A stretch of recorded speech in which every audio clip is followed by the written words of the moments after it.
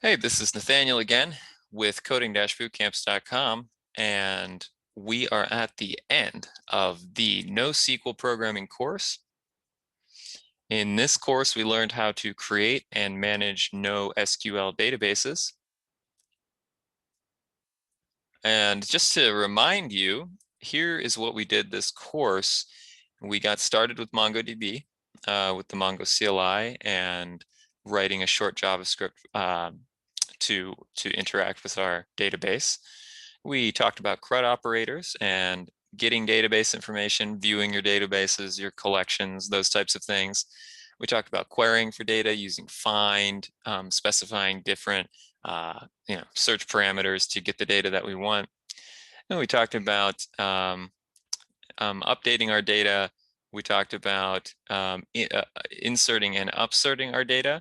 If you remember, upserting being inserting something new or updating something that exists. We talked about collections in detail, how to get help on collections from the Mongo CLI, how to create drop collections. We talked about aggregations, building that aggregation pipeline, which got to be a little more advanced.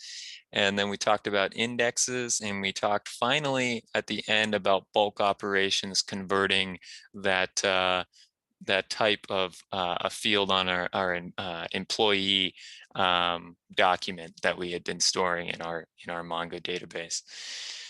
So congratulations, you have successfully finished this class, and I really thank you for making it all the way through. I really hope you got a lot out of the course.